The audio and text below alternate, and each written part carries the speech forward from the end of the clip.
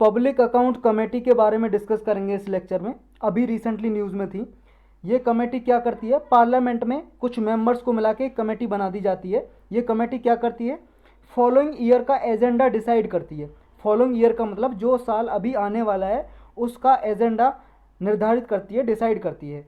अभी इसमें एक कंसेंसस होने वाला था, इसके मेंबर्स की मीटिंग होने वाली थी, वो डिसीजन लेने वाले थे किस पे, वैक्सीन प्रोडक्शन और डिस्ट्रीब्यूशन के रिगार्डिंग, कि वैक्सीन का डिस्ट्रीब्यूशन और प्रोडक्शन कैसे हो, इसके रिगार्डिंग वो कुछ डिसीजन लेने वाले थे।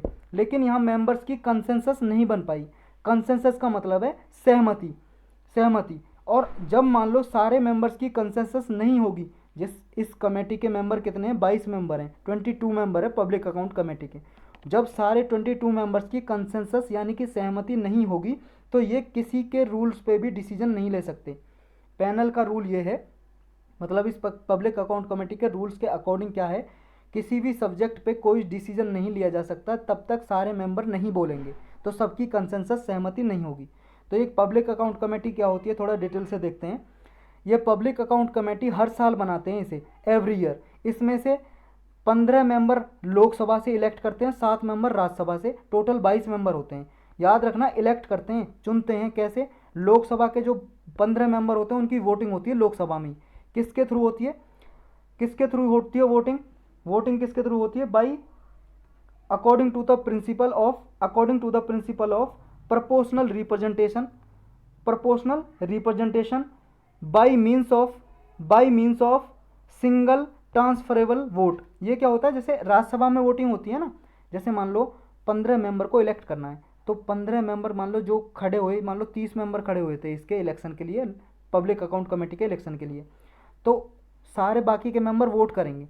और इन पे क्या है, जैसे उन पे लिखा होगा 1 नंबर 2 नंबर 3 नंबर, इन पे कैंडिडेट का नाम लिखे होंगे।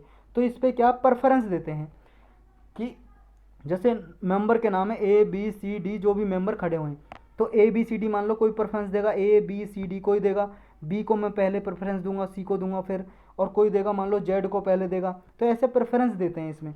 तो ये होता है सिंगल ट्रांसफरेबल वोट। मान लो सबको, जैसे ए को मान लो सिर्फ वोट मिली हैं 15 वोट मिली हैं, और जीतने के लिए 50% से ज़्यादा वोट चाहिए जितने भी मेंबर ने वोट किए। और मेंबर ने वोट किए मान लो, बाकी के सारे मेंबर मान लो 543 मेंबर हैं, इनमें से 500 मेंबर प्रेजेंट थे, 500 मेंबर ने वोट किया है, तो 500 मेंबर में से कितने वोट चाहिए इलेक्ट करने के लिए, ये वोट चाहिए 50% से ज़्यादा। तो फर्स्ट राउंड की जब काउंटिंग हुई, जो वोटिंग हुई, उसमें से ए नंबर को मान लो 50% से कम है वोट, तो फिर बी नंबर वाले देखे जाएंगे कि दूसरे नंबर वाले, जैसे फर्स्ट नंबर पे ए नंबर को 50% से कम वोट मिले थे, तो सेकेंड राउंड के काउंट करेंगे, सेकेंड राउंड पे ए को कितना वोट मिला है, ऐसे तब तक इलेक्ट ये चूज करते जाएंगे तब तक कि वो 50% से ज़्यादा वोट हासिल नहीं कर लेगा जिसको इलेक्ट करना है। जो भी इलेक्ट, मतलब 50% से ज़्यादा A B C D Z, मान लो 26 मेंबर खड़े हो रहे हैं जिनमें से 15 मेंबर को 50% से ज़्यादा वोट मिल गई तो वो इलेक्ट हो जाएगा। तो ऐसे इलेक्शन होता है इनका। तो इसका जो 1 साल का मेंबर का कार्यकाल होता है ऑफिस का, 1 साल के लिए इलेक्ट होते हैं ये। और एक चीज़ याद रखनी है, इसका पब्लिक अकाउंट कमेटी का मेंबर कोई मिनिस्टर नहीं बन सकता। जो भी कोई मंत्री होता है, मंत्री इसका मेंबर नहीं बन सकता। जैसे होम मिनिस्टर हो गया, फाइनेंस मिनिस्टर, इस पीए का मेंबर, पीएसी का, पैक का मेंबर नहीं बन सकता। इसका चेयरमैन अपॉइंट करते हैं लोकसभा के स्पीकर, जो लोकसभा के अध्यक्ष होते हैं वो करते हैं। देखो 1967 से पहले तो इसका जो चेयरमैन होता था वो रूलिंग पार्टी से होता था, लेकिन फिर एक कंसेंसस सहमति करी पार्लियामेंट ने, और उस रूल के अनुसार, कंसेंसस के अनुसार 1967 से इसका जो चेयरमैन है कमेटी का, वो अपोजिशन पार्टी से इलेक्ट करते हैं। जैसे मान लो अभी रूलिंग पार्टी बीजेपी की है, बीजेपी की गवर्नमेंट है, और बाकी की जो सारी पार्टी हैं वो अपोजिशन की पार्टी है। और उसमें से भी जनरली जो सबसे बड़ी अपोजिशन की पार्टी होती है, जिसके सबसे ज़्यादा मेंबर होते हैं पार्लियामेंट में, उसके उसका कोई भी सदस्य मेंबर इसका चेयरमैन बना दिया जाता है। और कौन अपॉइंट करता है, नियुक्ति लोकसभा के स्पीकर करते हैं। इसका जो चीफ फंक्शन क्या है कमेटी का, इस कमेटी का मेन फंक्शन है जो कैग की रिपोर्ट होती है ना उसको एग्जामिन करना। कंट्रोलर एंड ऑडिटर जनरल जो होता है, controller and auditor general CAG, इसकी रिपोर्ट को एग्जामिन करना होता है, इसकी रिपोर्ट को ऑडिट करता है, इसकी रिपोर्ट को, कैग की रिपोर्ट को। इसका मेन काम है किसका, पीए की का, पीएसी का, पब्लिक अकाउंट कमेटी का। कुछ हिस्टोरिकल बैकग्राउंड देखते हैं कब ये पहली बार बनी।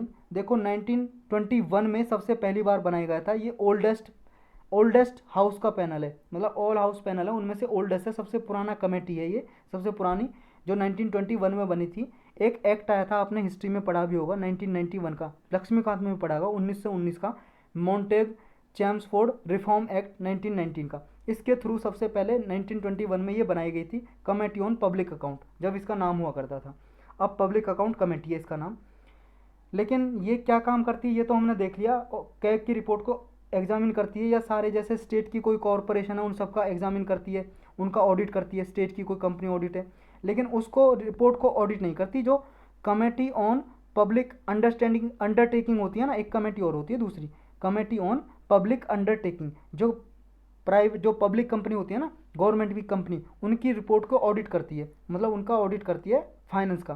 तो जितना ये ऑडिट करती है उसके अलावा पीएके करती है, पीएसी करती है। ये पीएके क्यों निकल रहा है मेरे मुंह से, ये सी है, पीएसी यानी कि पब्लिक अकाउंट कमेटी करती है उसकी रिपोर्ट की, मतलब कंपनी की ऑडिट, फाइनेंस का ऑडिट वगैरह सब, बाकी सबका यही करती है, उन्हें छोड़ के। जो कमेटी ऑन पब्लिक अंडरटेकिंग करती है इनको छोड़ के। लेकिन इसकी कुछ लिमिटेशन है, लिमिटेशन का मतलब कमियां हैं कुछ। क्या कमी है इसकी? एक तो कमी ये है कि broadly it can not intervene in the question of policy. जब भी कोई पॉलिसी वगैरह बन रही है प्रोग्राम, उसमें ये इंटरवीन, हस्तक्षेप नहीं कर सकती। हस्तक्षेप, इंटरवीन या इंटरफेयर कुछ नहीं कर सकती।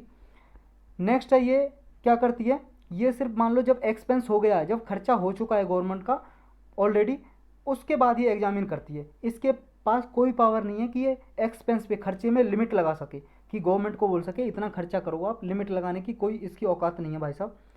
नेक्स्ट क्या है, ये डे टू डे एडमिनिस्ट्रेशन होता है गवर्नमेंट का जो, उसमें भी इंटरवीन नहीं कर सकती, हस्तक्षेप या इंटरफेयर नहीं कर सकती उन मामलों में भी।